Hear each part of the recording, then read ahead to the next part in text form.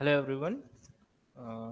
Last जो class offline classes चल रही थी उसके रिगार्डिंग हम लोगों ने मेटल फार्मिंग स्टार्ट की थी। मेटल फार्मिंग में हमने आपको बताया कि मेटल फार्मिंग का मीनिंग क्या होता है। इसके बाद आपको hot working and cold working का डिफरेंस समझाया और इम्पोर्टेंस समझाइए कि हॉट वर्किंग और कोल्ड वर्किंग का क्या रोल है in case of metal forming. Now we have to discuss. इसके अलावा भी मैंने आपको शायद एक्सट्रूजन प्रोसेस भी करा दिया था। तो एक्सट्रूजन प्रोसेस में मैंने क्लियरली बताया था कि कैसे एक्सट्रूजन प्रोसेस होता है और कैसे हम एक बेलिट से या फिर सेमी लिक्विड या सेमी सॉलिड फॉर्म से एक डिजायर्ड फॉर्म हम मटेरियल का प्रोड्यूस कर सकते हैं with the help of RAM and plunger arrangement. Now we have moving on the another topic, that is rolling process. Rolling process क्या है, इसको अच्छे से थोड़ा सा समझ लीजिए। अगर इसकी एक बेसिक आइडिया की बात करें तो मैंने लास्ट क्लास में या जब आपको रोलिंग मैंने समझाया था तो उस टाइम पे मैंने बताया था कि रोलिंग प्रोसेस में होता क्या है। बेसिकली हमारे पास क्या होते हैं, दो रोलर्स होते हैं।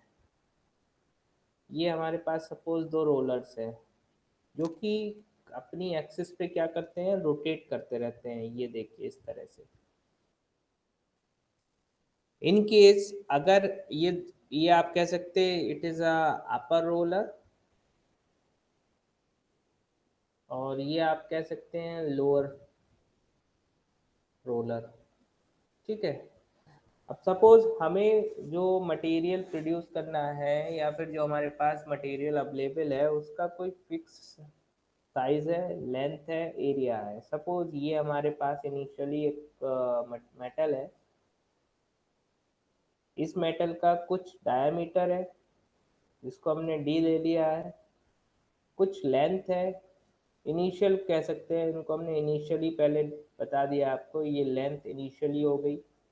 और इसका कुछ एरिया इनिशियली ले लिया हमने। ठीक है,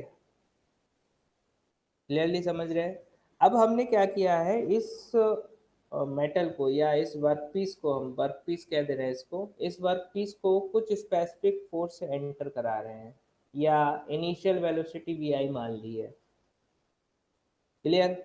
जब ये रोलर अपनी एक्सेस पे रोटेट कर रहे हैं और इस वर्कपीस को जब हम रोलर्स के बीच में एंटर कराएंगे वी वी आई वेलोसिटी से, तो क्या होगा कि ये रोलर जो है, ये रोलर्स आपके क्या है, इस पॉइंट पे आगे की तरफ मूव करेंगे। जब आगे की तरफ मूव करेंगे तो क्या होगा कि ये रोलर्स क्या है, इस पे प्रेशर फोर्स लगाएगा और प्रेशर फोर्स भी लगाएगा, साथ में फ्रिक्शन भी डेवलप करेगा। तो इसकी जो ओरिजिनल लेंथ और डायमीटर है that will try to reduce. कुछ इस तरह से ये आपका मटेरियल मूव होगा और एक डिजायर्ड फॉर्म में आपका कन्वर्ट हो जाएगा। मतलब हम कह सकते हैं इनिशियली इसके, अगर हम इधर इस एक्सिस पे बात करें, यहाँ पे इसके कुछ एटम्स होंगे जो कि वेल अरेंज एक क्रिस्टल अरेंजमेंट में होंगे, एक लाइन में होंगे। लेकिन जैसे जैसे हम इसको आगे की तरफ मूव करेंगे, आगे की तरफ मूव करने से क्या होगा कि ये हमारे जो एटम्स हैं दैट विल एलोंगेटेड, कुछ इस तरह से ये एलोंगेट होना शुरू हो जाएंगे। एलोंगेटेड इस तरह से होना शुरू हो जाएंगे और फाइनली जब ये इस पॉइंट से बाहर निकलेंगे तो ये आपके क्रिस्टल जो है, सॉरी जो एटम्स है, वो इस तरह से एक फाइनल शेप रिक्रिस्टलाइज हो जाएंगे। मतलब क्या है, फुली जितना हमें एलोंगेट करना है उसी शेप में ये फाइनली आ जाएंगे। तो हम कह सकते हैं कि हमारा जो फाइनल जो यहाँ से वर्कपीस हमने किस वेलोसिटी से, वी आई वेलोसिटी से एंटर कराया था, लेकिन आफ्टर दैट पॉइंट ये आपका सपोज हम सेंटर पॉइंट मान लें ये दोनों का, तो ये वाले पॉइंट से जैसे ही पास होगा तो यहाँ से क्या होगा, इसकी वेलोसिटी क्या होगी, इंक्रीज हो जाएगी। मतलब हम कह सकते हैं वी जो फाइनल वेलोसिटी होगी वो final velocity always greater than initial velocity in case of rolling. मतलब रोलर आपका मूव करेगा, रोलर जिस डायरेक्शन में मूव करेगा उस डायरेक्शन में हम कह सकते हैं कि हमारा इनिशियल वेलोसिटी ये है और फाइनल वेलोसिटी ये रही। तो ये आपका क्या है, इसकी स्पीड जब बढ़ जाएगी तो ये फुली इंक्रीज हो जाएगा। अब यहाँ देखो वेलोसिटी भी इंक्रीज हो गई है, ये लेंथ इनिशियल एल थी, फाइनल लेंथ अगर आप देखोगे मेजर करोगे that will final length increase हुई, क्लियर है। और डायमीटर क्या हुआ, रिड्यूस हुआ इसका। आप कह सकते हैं स्मॉल डी आई कह सकते हो या डी फाइनल कह सकते हो। तो दैट मीन्स हमने रोलिंग में देखा आपका कि रोलिंग में आपको क्लियरली समझ में आया कि अगर हमें जो वर्क पीस दिया है उसको एक डिजायर्ड शेप में लाना है with the help of roller, तो हम क्या करेंगे, उस मटेरियल पे हॉट वर्किंग करेंगे या कोल्ड वर्किंग करेंगे एज पर द रिक्वायरमेंट, जिसमें हम क्या करेंगे डिजायर्ड शेप प्रोड्यूस करेंगे। डिजायर्ड शेप जब प्रोड्यूस करेंगे तो इसमें क्या होगी, प्लास्टिक डिफॉर्मेशन होगी। आपको याद हो अगर स्ट्रेस स्ट्रेन कर्व में मैंने बताया था, तो जिसमें क्या होता है कि मेटल अगर एक पॉइंट के बाद जब डिफॉर्म होती है तो उस पॉइंट के बाद क्या होता था, वहां पे प्लास्टिक डिफॉर्मेशन होती थी। जब प्लास्टिक डिफॉर्मेशन मतलब वो ओरिजिनल शेप में वापस नहीं आ पाएगी, दैट मीन्स इस पॉइंट के बाद क्या होगा, इसमें प्लास्टिक डिफॉर्मेशन शुरू हो जाएगी। जब प्लास्टिक डिफॉर्मेशन होगी तो वो आपकी ओरिजिनल शेप में वापस नहीं आ पाएगा, और that is possible due to compressive stress. Compressive stress किसके द्वारा लगाई जा रही है, रोलर्स के द्वारा। भाई रोलर्स एग्जाम्पल को इसको इमेजिन करने के लिए मैंने आपसे बोला था ना, हमने जो गन्ने की मशीन देखी थी, आपको इमेजिन कराया था, उसमें देखा था दोनों रोलर्स, यहाँ पे एक रोलर्स को, एक नीचे वाला रोलर्स और ऊपर वाला रोलर्स दोनों रोटेट करते हैं और दोनों क्या करते हैं, इसको प्रेशराइज करते हैं जो मटेरियल है। तो जैसे जैसे हम प्रेशर फोर्स इस पे अप्लाई करते जाएंगे, पी प्रेशर फोर्स अप्लाई करते जाएंगे रोलर्स पे, ये इसको प्लास्टिकली डिफॉर्म करता जाएगा और हमारा डिजायर्ड प्रोडक्ट बन जाएगा। This process term as rolling process. Am I clear? ठीक है। अब अगर हम इसको बात करें तो इसमें क्या होते हैं कि जो न्यू क्रिस्टल बनते हैं वो एलोंगेटेड क्रिस्टल भी उनको बोलते हैं। क्या बोलते हैं, एलोंगेटेड क्रिस्टल। अब डिपेंडिंग ऑन द रिक्वायरमेंट हम क्या करते हैं, रोलर्स को रोलर स्टैंड बनाते हैं। मतलब क्या है, आप इधर हम लोगों ने ये देखा। अब ये जो रोलिंग स्टैंड है, भाई हमने तो ये आपको बताया रोलिंग प्रोसेस के बारे में क्या है, या फिर आप ऐसे कह सकते हो कि crystal in parts are elongated in the direction of rolling.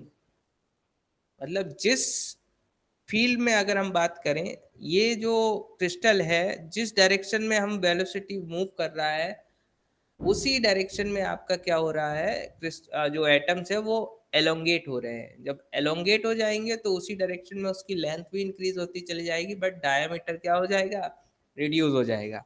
अब हम बात करते हैं रोलिंग स्टैंड की। रोलिंग स्टैंड की, तो रोलिंग स्टैंड अगर देखा जाए तो ये रोलिंग स्टैंड बेसिकली डिपेंड करते हैं आपको कौन कौन से ऑपरेशन करना है, कौन कौन से ऑपरेशनल की आपको नीड है। जैसे कि अभी मैं आपको बता रहा हूँ कि कुछ ऑपरेशन ऐसे होते हैं जो आपका परफॉर्म किए जाते हैं, कुछ ऑपरेशन की ज़्यादा लोड की रिक्वायरमेंट होती है। तो ऑन दैट बेसिस हम कह सकते हैं कि रोलिंग स्टैंड जो है वो आपके मेनली कुछ ये है, देख लीजिए। एक होता है आपका टू हाई रोलिंग स्टैंड,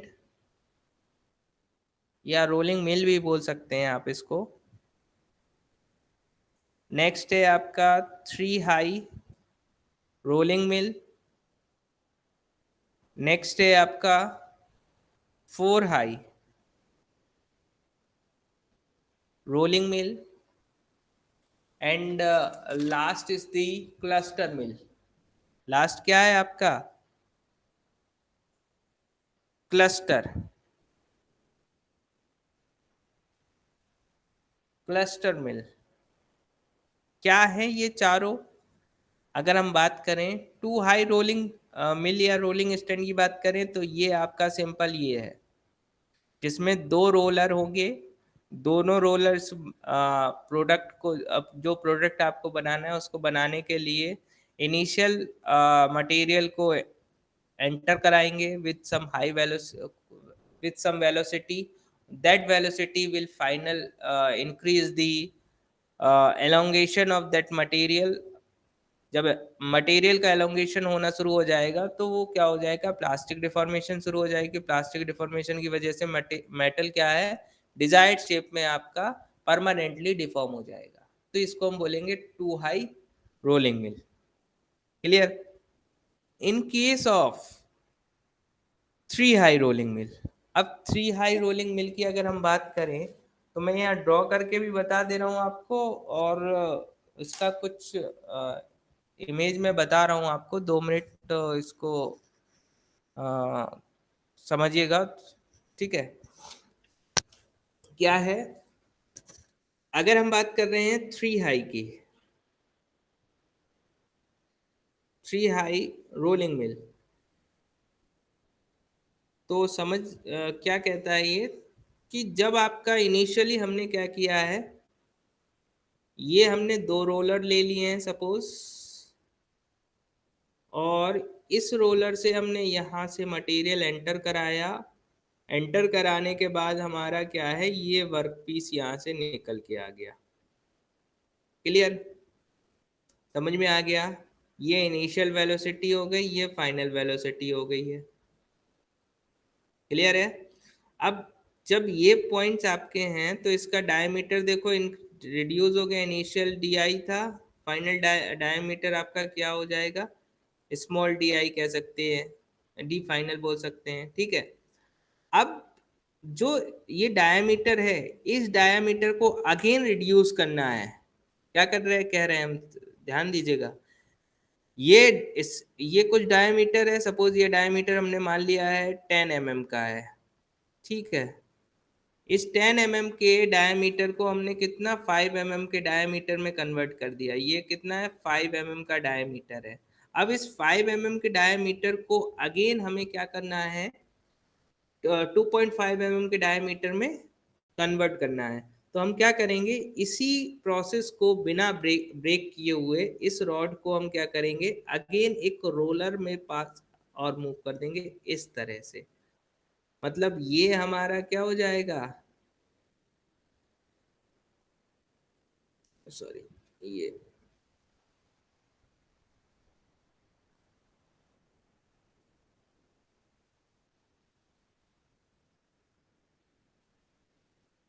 ये देखिए, ये आपका कितना था डायमीटर, मैंने बोला 5 mm का, और ये डायमीटर आपका कितना बचा, 2.5 mm का। दैट मीन्स ये तीनों रोलर्स भाई, अभी क्या है, इनिशियली इनकी वैल्यू स्पीड रोटेशन देखो ये है, और फिर इस रोलर और इस रोलर की बात करेंगे, इस रोलर की और इस रोलर की, तो ये इधर मूव कर रहा है तो ये इधर भी मूव करेगा। मतलब क्या है, ये देख लीजिए, यहां से पहले हमने पहले पास में यहां से मूव कराया, फिर दूसरे पास में यहां से मूव कराया। दैट मीन्स रोलर कितने हो गए, फर्स्ट सेकंड एंड थर्ड, इसीलिए इसको बोल रहे हैं थ्री हाई रोलिंग मिल। मतलब जब हमें एक ही वर्क पीस को एक मैक्सिमम लिमिट तक उसका डायमीटर क्या करना है, एक सर्टेन लिमिट तक हमें डायमीटर रिड्यूस करना है, तो इन दैट केस हम क्या करेंगे, थ्री हाई रोलर मिल का यूज करेंगे।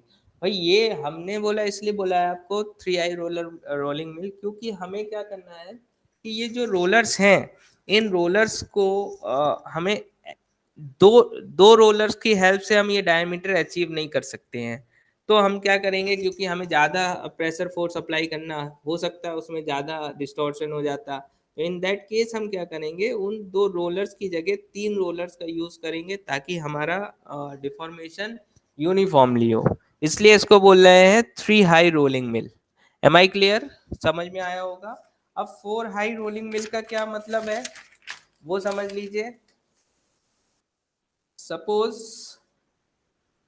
जैसे हमने आपको बोला है कि अभी 3 हाई की बात की, अब हम बात कर रहे हैं 4 हाई की,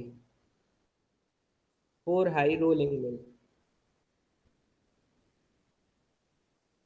तो भाई इसमें सिंपल लॉजिक समझिए क्या है, कि हमारे पास 2 छोटे रोलर होंगे पहले तो, स्मॉल रोलर। ठीक है, और इन दोनों को सपोर्ट करने के लिए एक दो बैकअप रोल होंगे। क्या होंगे? दो बैकअप रोल होंगे। ये हो गए आपके, ठीक है। ये आपके दो स्मॉल रोलर हो गए, ठीक है। और ये दोनों आपके क्या है? बैकअप रोलर हो गए। तो मतलब क्या है, यहाँ से हमने क्या किया है? वर्क पीस को एंटर कराया है। ये हमारा वर्क पीस यहाँ से एंटर हुआ, कुछ वेलोसिटी, इनिशियल वेलोसिटी, लेंथ है, कुछ एरिया है। अब ये रोलर यहाँ से इस तरह मूव करेंगे, ये मूव कर रहे हैं। जब ये मूव करेंगे तो यहाँ से ये वाला वर्क पीस आपका यहाँ इस तरह निकलेगा फाइनल वेलोसिटी के साथ, ठीक है। तो यहाँ देखो, इनिशियल डायामीटर और फाइनल डायामीटर डायरेक्ट इसमें बहुत ज़्यादा डिफरेंस है। मतलब आप कह सकते हो 10 से जब हमें 2.5 mm डायामीटर की रिक्वायरमेंट होती है, तब हम कह सकते हैं कि फोर हाई रोलर मिल का यूज़ करते हैं। फोर हाई रोलर मिल का मतलब समझो, ये दोनों रोलर्स तो इसके साथ कांटेक्ट में रहेंगे, बट जो बैकअप रोल होंगे दैट विल प्रेशराइज। क्या करेंगे? वो प्रेशराइज करेंगे। किसको प्रेशराइज करेंगे? जो स्मॉल रोलर्स होंगे उनको। अगर स्मॉल रोलर्स को प्रेशराइज नहीं करेंगे तो आपका ये ऑपरेशन नहीं होगा। अब इसमें आप लोग को दिमाग में कॉन्सेप्ट घूम रहा होगा कि भाई हमें क्या ये दो रोलर्स मूविंग है या नहीं है। तो ऑब्वियसली जब ये दो रोलर्स आपके मूव होंगे तभी तो ये दोनों छोटे रोलर्स भी मूव होंगे। तो यहाँ रोटेशन देख लेना, अगर ये आपका इस तरह मूव कर रहा है तो दैट मीन्स ये कैसे मूव कर रहा होगा? इस तरह मूव कर रहा होगा, और ये इस तरह मूव कर रहा होगा। क्लियर? तो ये हमारी क्या हो गई? फीड की direction, direction of feed, feed direction कह सकते हो आप इसको। इस डायरेक्शन में हम फीड कर रहे हैं। तो एक्सट्रीमली थिन वायर प्रोड्यूस करने के लिए हम क्या कर सकते हैं? ये फोर हाई रोलर का यूज करेंगे, क्योंकि इसमें हमारा क्या है, हम प्रेशर इस पे अगर सपोज छोटे रोलर्स पे हम प्रेशर अप्लाई करेंगे तो चांसेस है कि हमारा जो साइज है, डिजायर्ड साइज है, वो आपका डिफॉर्म ना हो या वो प्रोड्यूस ना हो पाए। तो हम क्या करेंगे, एक हैवी, एक बड़ा सपोर्टिंग रोलर ले लेंगे जिस पे हम लोड लगा सकते हैं। वो लोड को क्या कर सकता है, या प्रेशर फोर्स को सस्टेन कर सकता है। तो इस प्रेशर फोर्स को सस्टेन कर जब करेगा, तो ये प्रेशर फोर्स को, तो ये प्रेशर फोर्स इस पे ट्रांसफर होगा और ये ट्रांसफर करेगा इस पे। तो हमारा अल्टीमेटली जो डिजायर्ड शेप है वो हम इजीली इससे प्रोड्यूस कर सकते हैं। लास्ट इज द क्लस्टर मिल। क्या है? क्लस्टर मिल। क्लस्टर मिल का मतलब क्या है, या इसको प्लेनेटरी भी कह सकते हैं। क्लस्टर मिल या प्लेनेटरी मिल भी बोलते हैं। इसमें होता क्या है, ये तो हमने आपको फोर हाई रोलर का बताया कि जब दो रोलर्स, छोटे रोलर्स ले लो, दो बड़े रोलर्स ले लो, तो इसको हम फोर हाई रोलर्स बोलते हैं। बट इन केस हमें बहुत ज्यादा छोटे मतलब बहुत थिन वायर प्रोड्यूस करना है जिसका डायमीटर 1 mm अराउंड हो। मतलब 10 mm से हमें 1 mm का डायमीटर प्रोड्यूस करना है। तो इन दैट केस क्लस्टर मिल का यूज करते हैं। कैसे, क्या करेंगे क्लस्टर मिल का, वो समझ लीजिए। इसमें दो रोलर्स होंगे छोटे, हम आपसे बोल रहे हैं कि ये दो छोटे रोलर्स होंगे, ठीक है। बट इन दो रोलर्स से आपका क्या होंगे, बड़े रोलर्स कनेक्टेड होंगे।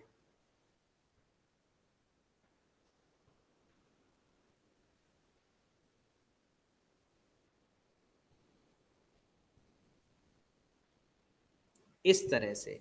और ये सपोज आपका इनिशियल रॉ मटेरियल है, इसकी फीड है कुछ इनिशियल वेलोसिटी v से। ये रोलर्स आपके यहाँ पे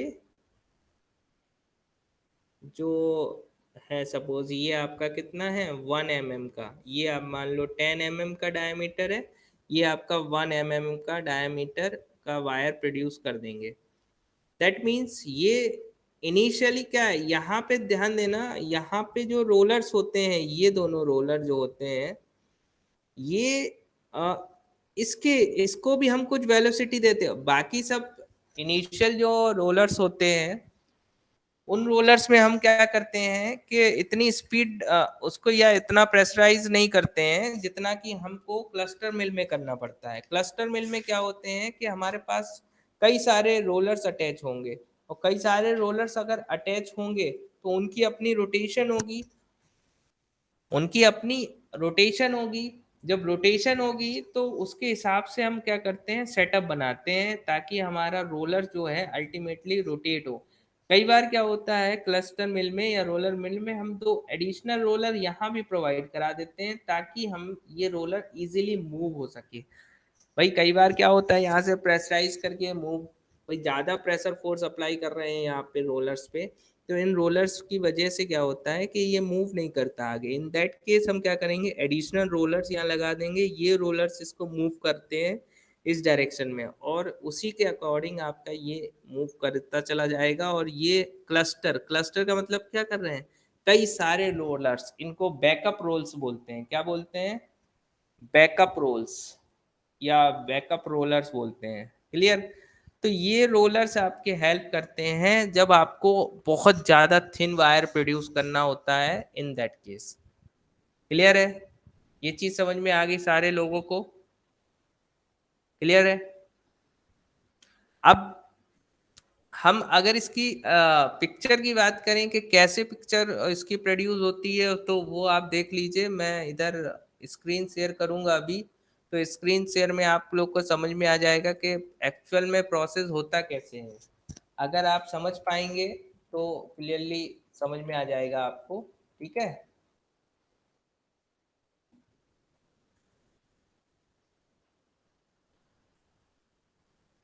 देखिए, आई थिंक विजिबल होगा सारे लोगों को।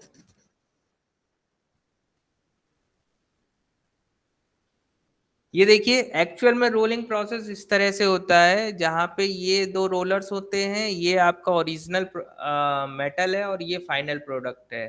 तो यहाँ पे देखिए, इसने थोड़ा जूम करके आपको दिखाया है कि ये जो अ, आपके क्रिस्टल हैं वो किस तरह से अरेंजमेंट है पहले, उसके बाद जब फाइनल हुए हैं तब किस तरह का अरेंजमेंट हुआ है। इसको हम टू आई रोलर मिल कह सकते हैं उस। ठीक है, क्लियर है। नेक्स्ट अगर हम बात करें, नेक्स्ट जो हमारे पास है that is three high roller mill. देखो मैंने आपसे यहाँ भी बोला था थ्री हाई रोलर मिल में क्या है, तीन रोलर्स होते हैं। तीन रोलर्स को आप मूव, इनिशियली इन्होंने क्या किया है, नीचे से कंसीडर किया है। नीचे जब कंसीडर करेंगे तो आप देखिएगा कि ये रोलर्स आपके इस तरह मूव हो रहा है, ये यहाँ से मूव हो रहा है इसमें, सॉरी, ऊपर से ही मूव करा है उन्होंने पहले केस से ही, क्योंकि एरो मैंने देखा नहीं था। तो एरो ये ऊपर से मूव करा रहे हैं, मूव कराने के बाद अगेन इसको यहाँ से मूव करा दिया इन्होंने। इन्होंने हालांकि फिगर में थोड़ा डायमीटर कम ज़्यादा ले लिया है, बट इन केस आप क्या कर ये फिगर मैंने जो बताया है उस तरह का फिगर आप बनाएंगे तो आप समझ में आ जाएगा आपका।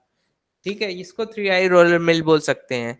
ये देखिए, ये एक तरह का क्लस्टर मिल है। क्लस्टर मिल समझ रहे हैं ना, मैंने बोला है ना, एक रोलर होगा, दो रोलर आपके कांटेक्ट में होंगे, दो रोलर्स के बैकअप में कई सारे रोलर्स होंगे। यहाँ तो दो रोलर्स ही शो कर रखे हैं इन्होंने। इस तरह से कई रोलर्स होते हैं जो हाई प्रेशर फोर्स अप्लाई करेंगे तो आपका मटेरियल आपका जो डिजायर्ड फॉर्म में वो अल्टीमेटली थिन वायर में कन्वर्ट हो जाएगा। इस तरह का ये देखो, ये आपका है फोर हाई रोलर मिल। देखो यहाँ देखो, इन्होंने क्या किया है, छोटे छोटे रोलर्स लिए हैं, ये दोनों रोलर्स के ऊपर बैकअप रोलर हैं, ये आपका प्रेशर फोर्स लगा रहे हैं। प्रेशर फोर्स लगाने पे ये आपका मूव करेगा, मूव करने पे आपका क्या होगा, मटेरियल आपका डिजायर्ड शेप में कन्वर्ट हो जाएगा। तो आई थिंक ये चीज आपको समझ में आ गई होगी अच्छे से, क्लियरली, कोई डाउट नहीं होगा। ठीक है, तो रोलिंग प्रोसेस में मैंने आपको ये चीज़ जो समझाई है वो हमने क्या क्या बताया आपको कि रोलिंग प्रोसेस क्या होता है। रोलिंग प्रोसेस में कौन कौन से रोलिंग स्टैंड होते हैं, उसके बिहाफ पे हम उसको कैटेगराइज करते हैं। उसके बिहाफ पे हम कह सकते हैं उसके प्रेशर फोर्स कैसे अप्लाई करते हैं और कहाँ कहाँ यूज़ होते हैं। अगर इसके एप्लीकेशन की बात करें हम, तो एप्लीकेशन के केस में क्या होते हैं, जब हैवियर स्ट्रक्चर सेक्शन आपको अगर बनाना है, जो कि रेल वगैरह में यूज़ होते हैं, तो वहाँ पे आप रोलिंग का यूज़ करते हैं। जो चैनल्स वगैरह होते हैं, एंगल होते हैं, जो एंगल्स आपके होते हैं आयरन के, आपने देखा होगा कई सारे एंगल्स होते हैं, उस तरह के आपको अगर बनाना है तो इन दैट केस आपके लिए इस तरह के ऑपरेशन का यूज़ किया जाता है। तो आई थिंक सारे डाउट आपको क्लियर हो गए होंगे रोलिंग के रिगार्डिंग। तो इस वीडियो को ध्यान से आप लोग देख लीजिए, उसके अकॉर्डिंग आप नोट्स बना लीजिएगा। ठीक है, थैंक यू एवरीवन।